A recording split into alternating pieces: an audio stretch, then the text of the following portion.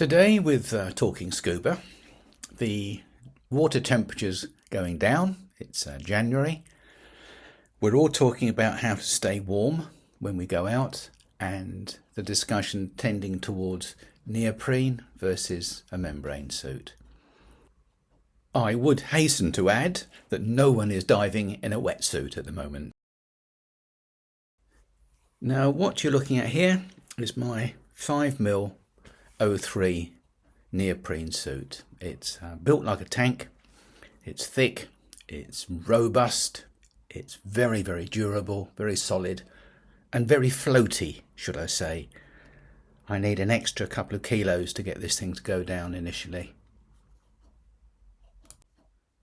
My particular suit has built-in boots. So when I put the suit on, I just slide my feet straight down to the bottom of the legs into the boot and it's job done. There are arguments for having a sock as opposed to a boot, and that I'll probably come to at the end of the video if I've got time. But need to say you can get neoprene suits with socks as well. The Scuba Pro Everdry, for example, which I had, quite a nice suit, I like that. A lighter suit, not as heavy as this, much more flexible and not as floaty. I think, however, before we start, we should look at the similarities between a neoprene suit and a membrane suit. Over the past 5 years, I've had 2 membrane suits and 2 neoprene suits. And I'll explain to you why I keep swapping backwards and forwards and the differences that I've found. Now, all dry suits have seals at the neck and the wrist to keep the water out, obviously. And both types are sealed at the foot. They either have a built-in boot or they have a built-in sock. But either way, they're sealed at the bottom there. My neoprene suit has socks, which I quite like. Makes the suit easy to turn inside out and clean. And over the socks you wear a pair of rock boots like this. That means you can swap your boots at any time. If you puncture a hole in the bottom of your boot, you just change boots. You don't need to go and send your suit back to get it changed. All dry suits are equipped with an inflator valve on the front, normally on the chest, and an exhaust valve, normally on the left shoulder, sometimes a wrist valve, but a way of getting the air out of the dry suit.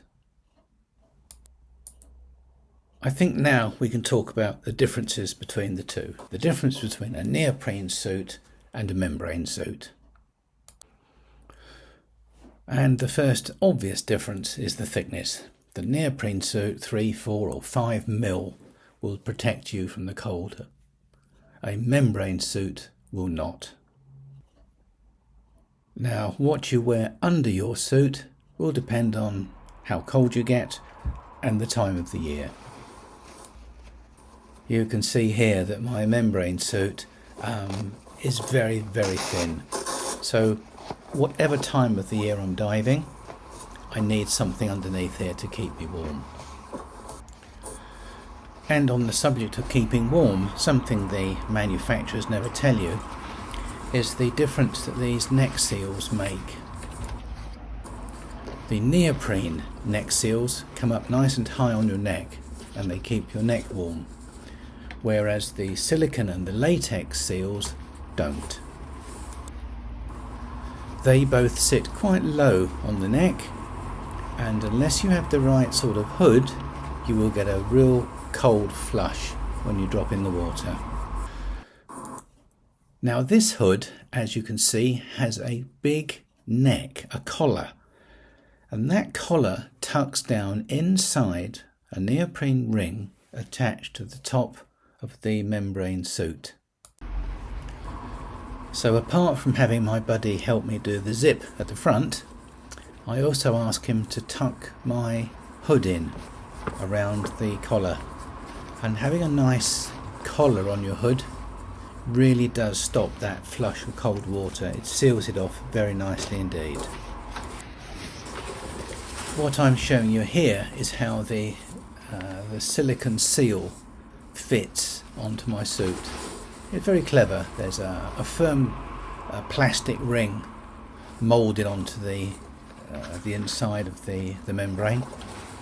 The silicone seal has a double clip which fits inside the ring there, and then it pokes out through the top. Very, very clever. But you can see how thin the material is, so no thermal protection at all. And when you compare that with my 5mm neoprene suit, you can see that there's a big difference. Another thing to look at is how stretchy and flexible the suits are.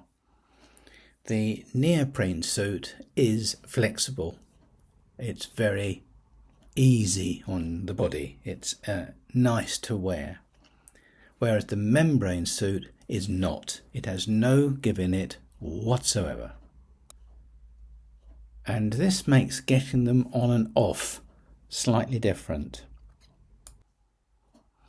It's quite possible to get into a neoprene suit with the back entry zip because it's stretchy. You can stretch it around, get into it, work your way in, get the neck seal over your head, get your arms in the sleeves. Everything gives. It's quite easy. The membrane suits, though, are different. Mine is a front entry membrane suit, and it needs to have a telescopic waist. It actually extends itself by about 6 or 7 inches to allow me to get into it. This isn't a problem at all, and in fact it means that no matter how tall you are, this suit is going to fit you. It makes it very, very fittable, if that's the right word. My neoprene suit, on the other hand, with its zip across the back, means I can just slide in without any problem, bring my neck in, and that's it. It fits as it fits. There is no more give apart from the elasticity in the suit itself. So, having got thus far, what other differences are there? Well, it's more a matter of handling the suits. When I'm taking my neoprene suit, the one you see here, in the car, putting it in the car, taking it down to the shed where we moor the rib, it takes up some room, it takes up some space, it doesn't roll up very neatly. My little membrane suit, on the other hand, fits into this nice little bag. I can put my boots in there as well, and it's nice and light to carry. I don't know what it does weigh, but it fits into the footwell of the car very, very easily. I don't travel abroad with my dry suit. I tend to go to warmer climates if I can, Egypt and places like that. But if you are travelling with your kit up to Scotland, as I will be doing this summer, it's just one huge thing less to lug about. I like the way that it packs up neatly. Now, I don't know why, but after every dive my suit is filthy. I don't know how I do it, I don't know where I go digging around in the mud, but it does come up in a mess. So when I get back home I have to give my dry suit a good scrub. And one of the nice things about the membrane suit is its ability to dry off in less than an hour if you hang it up outside. I think if I'm asked now which I would prefer to dive in, I think the answer is that the diving side of it is about the same. Once you get in the water and you get used to using them, they're both fine. However, saying that, I prefer now to take and use my membrane suit. I've bought a couple of decent undersuits. I say decent, one of them's the Fourth Element and the other one is the Santi 400 gram jumpsuit, and both are absolutely perfect and both work well. I think it's fair to say that the neoprene suits are, in general, less expensive than the membrane suits. I think the fit of the suit is important. They don't have to fit you like a glove. They're not designed for that. But they must be near enough your size. And depending on the type of diving you're doing, make sure you leave enough room underneath for the underclothes.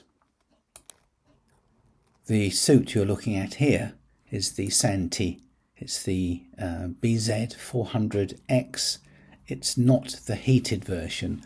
That again is a subject all to itself, heated underclothes. But a good quality undersuit will serve you well with whichever dry suit you decide to use. If you are thinking of venturing into dry suits, you can get some good second-hand dry suits on the internet. You really can. And another thing to really consider is going to your local club and just doing a few hours with someone who knows what they're doing and show you how to drive these things. You can get yourself into a bit of a pickle. You can end up upside down with your feet facing up. You can have your fins blown off, all sorts of great things like that. But in the meantime, whatever happens, whether you're hot, cold, dry or indifferent, keep diving, and whatever you do, keep safe. Thanks for watching.